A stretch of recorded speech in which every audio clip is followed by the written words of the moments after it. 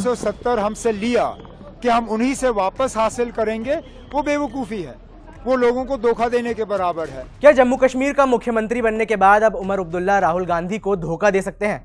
National conference के उपाध्यक्ष उमर अब्दुल्ला ने आज जम्मू कश्मीर के मुख्यमंत्री पद की शपथ ली। आर्टिकल 370 के खत्म होने के बाद और जम्मू कश्मीर के केंद्र शासित प्रदेश यानी यूनियन टेरिटरी के बनने के बाद वो यहाँ के पहले सीएम बने हैं। बता दें कि नेशनल कॉन्फ्रेंस ने कांग्रेस के साथ मिलकर विधानसभा चुनाव यहाँ से लड़ने का फैसला किया था। हालांकि अब जब उनकी सरकार बनी है तो वो इतनी आत्मनिर्भर है कि उन्हें कांग्रेस की जरूरत ही नहीं है।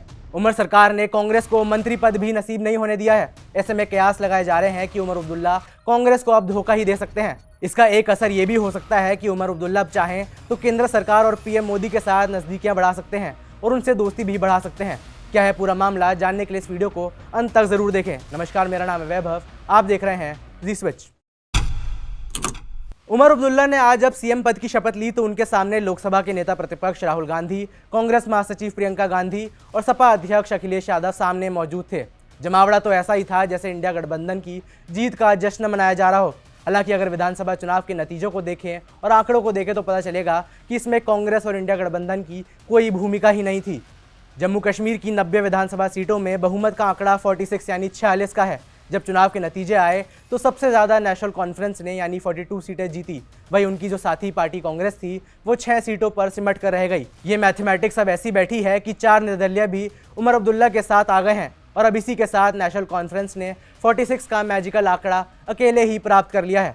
उमर अब्दुल्ला अब आज भले ही अपनी वफादारी इंडिया गठबंधन के साथ दिखा रहे हैं, लेकिन अगर वो चाहें तो अकेले भी सरकार चलाने की पूरी काबिलियत रखते हैं। उन्हें किसी की भी सुनने की और ख़ास तौर पर कांग्रेस की सुनने की ज़रूरत नहीं है। जो चुनाव के नतीजे आए हैं, राहुल गांधी भी अपनी पार्टी की इस खराब परफॉर्मेंस से बेहद शर्मिंदा थे और यही वजह रही कि उन्होंने आज उमर सरकार में अपने किसी भी नेता को मंत्री बनाने का प्रेशर नहीं डाला और कहा गया कि वो बाहर से ही अपना समर्थन देना जारी रखेंगे। अब देखिए, ये कहना गलत नहीं होगा कि कांग्रेस का ऐसे बाहर से समर्थन देना ऐसा ही होगा जैसे चलते ट्रक को धक्का देना जैसा होता है। कहने का मतलब है कि इसकी कोई वजह ही नहीं है। उमर अब्दुल्ला की जो सरकार है वो बिल्कुल ही आत्मनिर्भर है, उसे किसी के सपोर्ट की ज़रूरत नहीं है। राहुल गांधी सोच रहे थे कि जम्मू कश्मीर में सरकार बनाने के बाद पीएम मोदी को बैकफुट पर भेज देंगे, लेकिन उनका खुद का प्रदर्शन इतना खराब रहा है कि वो चुप रहने पर मजबूर हैं। अब गौर करने वाली बात यह भी है कि जिस तीखे तेवर के साथ उमर अब्दुल्ला ने चुनावी कैंपेन की शुरुआत की थी और राहुल गांधी के साथ कैंपेनिंग कर रहे थे, वो अब चुनाव के बाद काफ़ी शांत हो गए हैं और सीएम बनने के बाद उनके तेवर भी काफ़ी बदल गए हैं। धारा 370 को वापस लाने की बात हो या जम्मू कश्मीर को पूर्ण राज्य का दर्जा दिलाने की बात हो, उमर अब्दुल्ला ने साफ कर दिया है कि जो भी होगा वो एलजी और मोदी सरकार के साथ काम करके ही प्राप्त होगा। उमर अब्दुल्ला के बयान सुनने के बाद अब ऐसा लगता है मानो उनके लिए कांग्रेस प्राथमिकता नहीं रही है और मोदी ने ज्यादा प्रेफरेंस ले ली है। वो कह चुके हैं कि हम धारा 370 को लेकर शांत नहीं रहेंगे। धारा 370 हमारे लिए बड़ा मुद्दा है, लेकिन हम इसको लेकर ज्यादा बवाल भी नहीं मचाएंगे। 370 हमसे लिया कि हम उन्हीं से वापस हासिल करेंगे, वो बेवकूफ़ी है, वो लोगों को धोखा देने के बराबर है। हम लोगों को धोखा देने के लिए तैयार नहीं है, लेकिन इस मुद्दे को हम जिंदा रखेंगे, इस पे हम बात करते रहेंगे और यह उम्मीद करेंगे कि आज नहीं तो कल मुल्क में हुकूमत बदलेगी।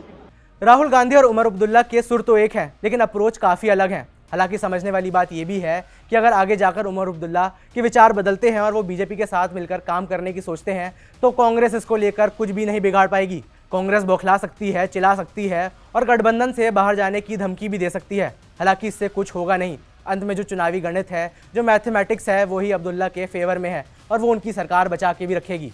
उमर अब्दुल्ला के बयान बता रहे हैं कि वो मोदी के खिलाफ नहीं बल्कि मोदी के साथ तालमेल बनाकर काम करने की नीयत रख रहे हैं। वो शायद दिल्ली का हाल समझ चुके हैं। दिल्ली सरकार और एलजी के बीच कैसी खींचतान होती है और कैसे काम रुक सकता है वो शायद समझ चुके हैं। सीएम का कामकाज वो संभालना चाहते हैं और बिना किसी हैसल के संभालना चाहते हैं। इस प्रक्रिया में कुछ ऐसे भी फैसले हो सकते हैं जो कांग्रेस को पसंद नहीं आएंगे। हालांकि उमर अब्दुल्ला की आत्मनिर्भर सरकार बिना किसी के दबाव के फैसले ले सकती है और चाहे तो कांग्रेस को धोखा भी दे सकती है। जम्मू कश्मीर में बनी इस नई सरकार को लेकर आपकी क्या राय है, यह हमें नीचे कमेंट से बताएं। मेरा नाम है वैभव, देखते रहिए जी स्विच।